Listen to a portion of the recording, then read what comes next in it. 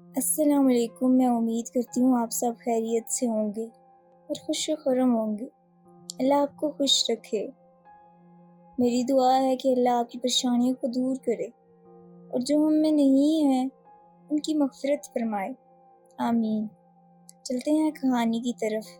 یہ کہانی ایک صاحب کی ہے، انہی کی زبانیں آپ کی خدمت میں پیش کر رہی ہوں۔ اس رات میں تھکا ہارا گھر آیا۔ گھر پہ میں اکیلا تھا، سب خالہ کی شادی پہ گئے ہوئے تھے۔ میں جلدی سے سونے کی تیاری کرنے لگا، صبح مجھے بھی جانا تھا۔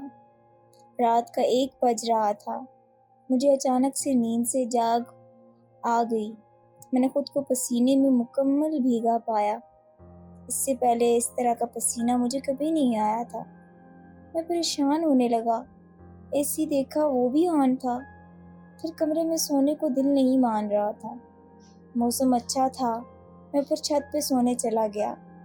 وہاں کچھ لمحوں بعد موسم اچھا ہونے کی وجہ سے میں سو گیا۔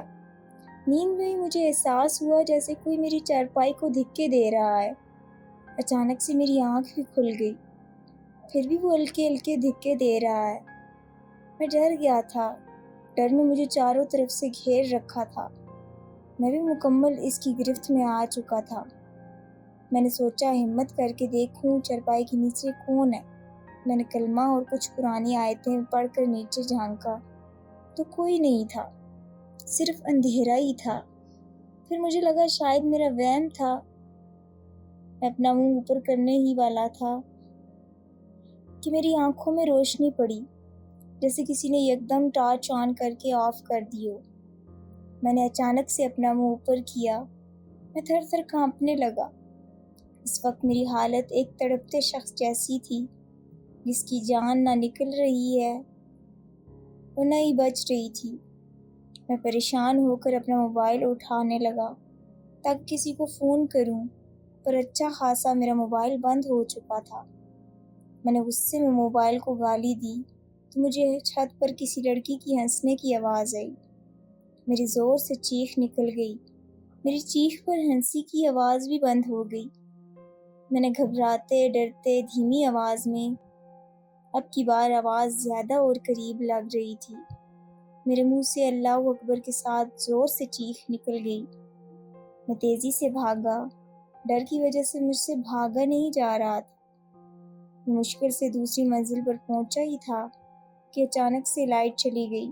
پورا گھر اندھیرے میں ڈوب چکا تھا۔ مجھے کچھ سمجھ نہیں آ رہا تھا کہ باہر کیسے نکلوں۔ میری ٹانگوں میں عجیب سا درد ہونے لگا تھا۔ دل کر رہا تھا کہ رک جاؤں، جان کر دل لگ رہا تھا جیسے رک چکا ہے۔ جان کر بھی کسی کو بلانے کے لیے منہ سے چیخ تک نہیں نکل رہی تھی۔ اس لڑکی کی ہنسی کی آواز اب رونے میں بدل چکی تھی، رونا بھی ایسا جیسے ابھی اس کے سامنے سے جنازہ اٹھا ہو۔ اس کا چہرہ غائب تھا، صرف دھاڑے مارتی رونے کی آوازیں گھر کے تینوں منزل میں گونج رہی تھی۔ میرے کان آواز کی شدت سے پھٹنے لگے تھے۔ اتنے میں گھر کی آدھی لائٹس جلنے لگی۔ روشنی کو دیکھتے ہی جیسے مجھ میں جان آ چکی تھی۔ میں باہر کی طرف بھاگنے لگا، مجھے پیچھے سے آوازیں آ رہی تھیں، رک جاؤ۔ مجھ سے دہشت میں رکا نہیں جا رہا تھا۔ میں مشکل سے گھر سے باہر نکلنے میں کامیاب ہو چکا تھا۔ گھر کے باہر پہنچتے ہی میری سانسیں رکنے لگی، جیسے کوئی شہرک کو اپنی انگلیوں کے ناخنوں سے کاٹنے کی کوشش کر رہا ہو۔ میں وہیں بیٹھ گیا۔ رات کے 2 بجنے والے تھے۔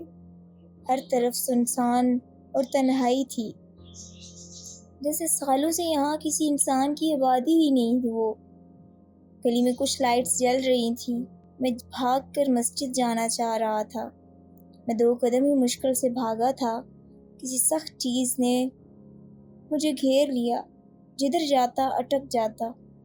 مجھے کچھ سمجھ نہیں آ رہا تھا کہ کہاں جاؤں، اور جاؤں بھی تو کیسے جاؤں، اور یہ سب مجھ سے کیا چاہتی ہے۔ مجھے لگ رہا تھا اب ذرا سی بھی اور آزمائش آئے گی تو میں مر جاؤں گا۔ اتنے میں مجھے کانوں میں اسی لڑکی کی آواز سنائی دی، جو مجھے آہستہ سے کہہ رہی تھی، خاموشی سے گھر کے اندر جاؤ۔ سنتے ہی میں نے کانپ کر اپنے کانوں پر ہاتھ رکھ دیے۔ کہا نہیں، کبھی نہیں۔ وہ آواز پھر سے میرے کانوں میں ہوئی، خاموشی سے اندر چلے جاؤ، نہیں تو ابھی کے ابھی زمین کے اندر زندہ ملاقات کریں گے۔ میں دھمکی سے ڈر گیا اور گھر کی طرف مرے قدموں سے جانے لگا۔ دروازہ کھولتے ہی اندر وہی اندھیرا، ڈر اور ہلکی سیٹیوں کی آوازیں تھیں۔ میں پھر سے واپس بھاگنے ہی لگا تھا کہ کسی نے پیچھے سے دھکا دے کر اندر پہنچا دیا۔ دروازہ خود زور سے بند ہو گیا۔ ایک بار پھر میں پوری اندھیری دنیا میں تھا۔ اتنے میں ایک سفید پوش لاش اوپر سے نیچے اترنے لگی۔ ایسا پہلی بار تھا کہ میں اپنی آنکھوں سے ایک کچلی ہوئی لاش کو دیکھ رہا تھا۔ جسم انسانوں کا تھا اور چہرہ حیوانوں کا۔ میں پھر سے اندھیری دنیا میں تھا۔ اتنے میں ایک لاش اوپر سے نیچے اندر آ رہی تھی۔ مجھے لگ رہا تھا جیسے کوئی میری سانسیں روک رہا ہے۔ کچھ لمحوں بعد وہ لاش بھی نیچے آنے لگی، جن میں 2 لڑکیاں اور ایک کم عمر لڑکے کی لاش تھی۔ چہرہ کالا اور جلا ہوا تھا، آنکھوں میں سے خون نکل رہا تھا۔ میں ان کی حالت دیکھ کر تڑپ رہا تھا۔ ایک نے اپنی خوفناک دھندلی آواز میں کہا، تم گھبراؤ نہیں، تم اتنی آسانی سے ڈر اور خوف میں نہیں مرو گے۔ جس طرح ہم یہاں تڑپ رہے ہیں، تم بھی ہمارے ساتھ تڑپو گے۔ ان کے لہجے میں غم، غصہ تھا۔ میں نے ہمت کر کے پوچھا، آخر کون ہے آپ؟ میں نے کیا بگاڑا ہے آپ کا؟ کیا مجھ سے کوئی خطا ہوئی ہے؟ میرے سوال سن کر پھر سے وہ تینوں لاشیں رونے لگیں۔ ڈر کے مارے میں بھی رو رہا تھا۔ کچھ لمحوں بعد بولے، تم ہمارے مجرم ہو، ہم نے تمہاری وجہ سے خودکشی کی ہے۔ ہمارے باپ نے تم سے ہماری شادی کے لیے قرضہ لیا اور تم نے انہیں 5 لاکھ دیے اور کہا مقرر شدہ تاریخ پر نہ ملے تو 25 لاکھ لوں گا۔ ہماری شادی نہیں ہو پائی، پیسے چوری ہو گئے تھے۔ تم نے انہیں پچھلے 6 مہینوں سے اپنے پاس قید کیا ہوا ہے۔ اس کے بعد ہم بھوکے پیاسے رہنے لگے، کھانے کو کچھ نہیں بچا تھا۔ پھر ہم نے مجبوری میں تمہیں بددعا دی اور خودکشی کر لی۔ ہماری لاشیں پچھلے 2 مہینوں سے ہمارے گھر میں ہی پڑی ہیں۔ رات کو ہماری لاشوں کو عجیب مخلوقیں آ کر ہمارے جسموں کو نوچتی ہیں اور قبر میں ہمیں الگ عذاب ملتا رہتا ہے۔ پھر مجھے اپنے گھر کا پتہ بتاتے کہا، ابھی جاؤ، صبح ہونے سے پہلے ہمیں کسی قبرستان میں دفنا کے آؤ۔ اگر صبح سے پہلے یہ کام نہیں کیا تو کل تمہارے گھر سے کسی کی لاش اٹھے گی اور ہمارے باپ کو آزاد کرو اپنی قید سے۔ میں زندہ لاش کی طرح ان کی باتیں سنتا جا رہا تھا۔ بات ختم ہوتے ہی وہ خود اوپر جانے لگی اور جاتے جاتے رو بھی رہی تھی۔ اب مجھے ان کی 2 ماہ پرانی لاشیں دفنانی تھیں۔ میں شہر میں مشہور ظالم سود خور تھا۔ کوئی مقررہ تاریخ پر قرضہ واپس نہ دیتا تو اسے بہت تنگ کرتا، اتنا کہ اس کی نیندیں حرام ہو جاتی۔ سود بھی منہ مانگا لیتا تھا، نہ ملنے پر قید کروا دیتا۔ جس شخص کو میں نے 6 ماہ سے قید کیا ہوا تھا، یہ لاشیں انہی کی اولادیں تھیں جن کے باپ کو میں نے قید کیا ہوا تھا اور یہ بھوک کی وجہ سے خودکشی کر چکی تھی۔ اب مجھے ان کی 2 ماہ پرانی لاشیں دفنانی تھی، جو مجھے ایک قرب لگ رہا تھا، جیسے مجھ پر عذاب آنے والا تھا۔ میں نے دیوار سے چھلانگ ماری۔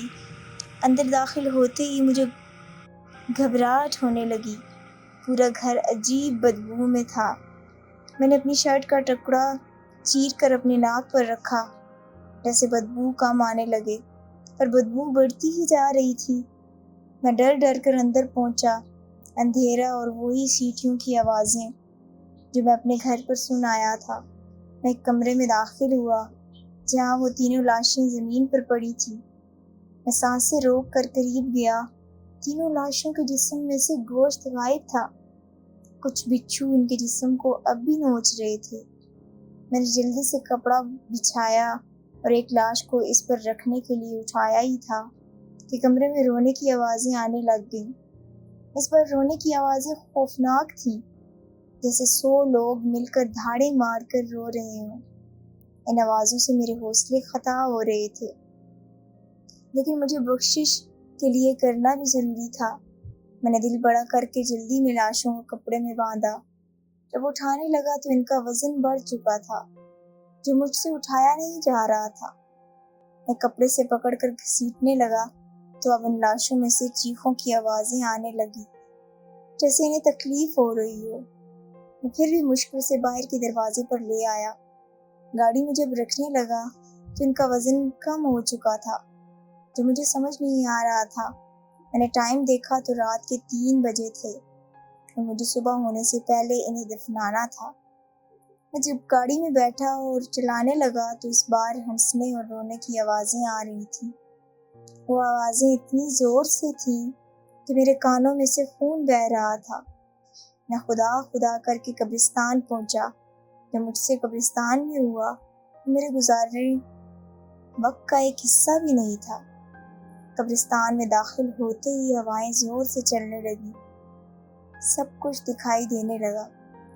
तभी कब्रिस्तान में दाखिल होते ही तेज हवा की वजह से वो लाशें मेरे हाथों से छूट रही थीं। कब्रिस्तान में रूहें कब्रों से बाहर निकल आई थी। इससे पहले भी रात में मेरा गुजर होता था कब्रिस्तान से, पर न जाने क्यों इस रात सब कुछ दिखाई देने लगा। मैंने अपना काम करना शुरू कर दिया। अभी मैंने मुश्किल से 3 फुट कब्र ही खोदी थी। अंदर से आग निकलने लगी और इस आग में इन तीनों लाशों के चेहरे जा रहे थे। मैं डर के मारे पीछे हो गया। इतने में किसी रूह ने पीछे से मेरे कंधे पर हाथ रखा और कहा, इन बदबख्तों की कब्र मत खोदो, इन्हें ऐसे ही इस आग में फेंक दो, क्योंकि उन्होंने खुदकुशी की है। मैं पिछले 4000 सालों से इस कब्रिस्तान में दफन हूँ और यहाँ किसी न किसी दिन सब गुनहगार मैयतों को अजाब से निजात मिलती है, सिवाय खुदकुशी करने वालों की। यहाँ भी रोज़ ऐसी ही मौत मरते हैं जैसे दुनिया में खुद को मार कर आते हैं। नरम अंदाज से मुझसे बात कर रहा था, फिर भी मुझे उसकी पोशाक और चेहरे से डर लग रहा था।